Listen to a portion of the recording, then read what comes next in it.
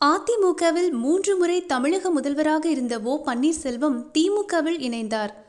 பெரியகுள நகரமன்ற தலைவராக தனது அரசியல் பயணத்தை தொடங்கிய ஓபிஎஸ் 2001ஆம் ஆண்டு முதல் முறையாக பெரியகுளம் தொகுதியிலிருந்து சட்டமன்ற உறுப்பினராக தேர்ந்தெடுக்கப்பட்டார். 2001ஆம் ஆண்டு செப்டம்பர் மாதம் டான்சி வழக்கில் குற்றம் சாட்டப்பட்ட அப்போதைய முதல்வர் ஜெயலலிதா உச்சநீதிமன்றத்தால் தகுதி நீக்கம் செய்யப்பட்டதை தொடர்ந்து ஓபிஎஸ் முதல் முறையாக தமிழக முதல்வராக செப்டம்பர் 21 அன்று பொறுப்பேற்றார். 2002ஆம் ஆண்டு மார்ச் மாதம் டான்சி வழக்கிலிருந்து விடுவிக்கப்பட்ட ஜெயலலிதா ஆண்டிப்பட்டி தொகுதியில் நடைபெற்ற இடைத்தேர்தலில் வெற்றி பெற்றார். இதனால் தனது முதல்வர் பதவியை ஓபிஎஸ் ராஜினாமா செய்தார்.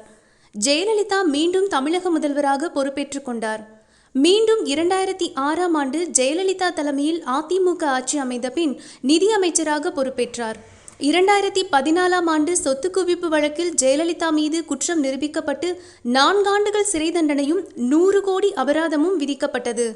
அப்போது மீண்டும் முதல்வர் வாய்ப்பை ஓபிஎஸ் பெற்றார். செப்டம்பர் 21ஆம் தேதி மீண்டும் முதல்வராக பொறுப்பேற்றார். 2015ஆம் ஆண்டு மே மாதம் இந்த வழக்குகளிலிருந்து ஜெயலலிதாவை விடுதலை செய்தது கர்நாடக உயர்நீதிமன்றம். மீண்டும் முதல்வர் பதவியை ராஜினாமா செய்து ஜெயலலிதா முதல்வராக பதவியேற்க வழிவகை செய்தார் ஓபிஎஸ். இதனால் கட்சியின் மத்தியில் பெரும் மதிப்பை பெற்றார். 2017ஆம் ஆண்டு செப்டம்பர் மாதம் முதல்வர் ஜெயலலிதா உடல்நிலை பாதிக்கப்பட்டு மருத்துவமனையில் அனுமதிக்கப்பட்டு டிசம்பர் மாதம் 5ஆம் தேதி உயிரிழந்தார். இதனால் மீண்டும் முதல்வராக பொறுப்பேற்றார் ஓபிஎஸ். 2017ஆம் ஆண்டு பிப்ரவரியில் ஓபிஎஸ் உட்பட அனைத்து அதிமுக அமைச்சர்களும் ஜெயலலிதாவின் தோழி சசிகலா முதல்வராகவும் அக்கட்சியின் பொதுச் செயலாளராகவும் பொறுப்பேற்க வேண்டும் என்று வற்புறுத்தினர். ஆனால் சசிகலா முதல்வராக பதவியேற்க தனது பதவியை ராஜினாமா செய்த ஓபிஎஸ் அதற்கு எதிராக சென்னை மெரினா கடற்கரையில் உள்ள ஜெயலலிதாவின் நினைவிடத்தில் தியானமும் தர்ம யுத்தத்தை தொடங்கினார். அதன்பின் 18 அதிமுக எம்எல்ஏக்கள் ஓபிஎஸ் ஆதரவு நிலைப்பாட்டையும் சசிகலா எதிர்ப்பு நிலைப்பாட்டையும் எடுத்தனர். யாரும் எதிர்பாராத விதமாக சொத்து குவிப்பு வழக்கில் ஜெயலலிதாவும் சசிகலாவும் குற்றவாளிகள் என நீதிமன்றம் தீர்ப்பளித்தது. இதன் மூலம் சசிகலா முதல்வராக முடியாமல் போக எடப்பாடி பழனிசாமியை முதல்வராக்கினார்.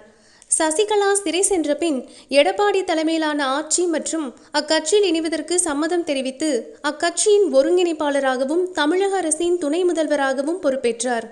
2016ஆம் ஆண்டு முதல் 2021ஆம் ஆண்டு வரை பல்வேறு சிக்கல்களுக்கு இடையில் ஆட்சியை நிறைவு செய்தது அதிமுக அரசு.